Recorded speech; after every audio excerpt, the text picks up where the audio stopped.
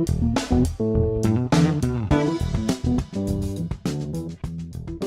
2012, le territoire comptait 20 343 établissements sur le bassin de Vannes, qu'ils soient employeurs ou non. Les petites unités sont majoritaires. 66% n'emploient pas de salariés, 26% emploient de 1 à 10 salariés, 94% des établissements emploient donc moins de 10 salariés. Et les établissements de 100 salariés et plus représentent moins de 1% du total.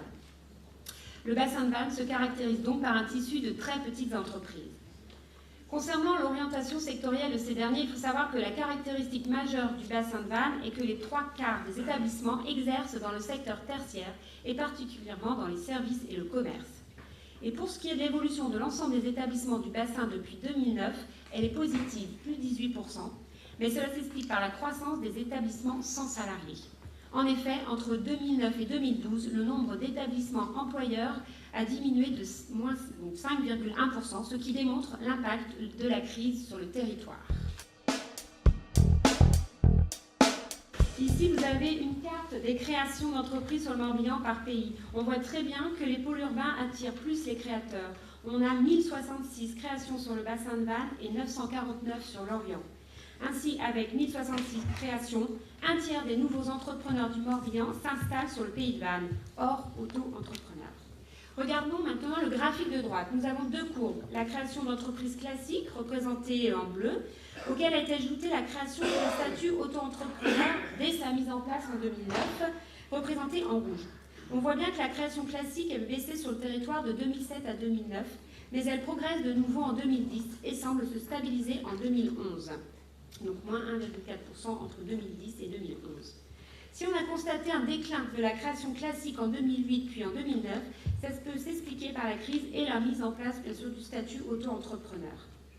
On voit aussi que toute création confondue, on a une forte hausse de la création. En fait, depuis 2009, plus de la moitié des entreprises ont été créées sous le régime de l'auto-entrepreneur en 2010, soit 54%. Ici, vous avez une représentation des secteurs qui créent le plus sur le pays en 2011. On voit ici que la majorité des créations se font dans le tertiaire, 75% des créations, 18% dans le secteur secondaire et 7% dans le secteur primaire. Concernant les évolutions, entre 2010 et 2011, la santé, action sociale, éducation a connu une forte hausse de ses créations, plus 38%. A l'inverse, l'agriculture, pêche et l'industrie ont connu de fortes baisses, respectivement moins 25% et moins 24%.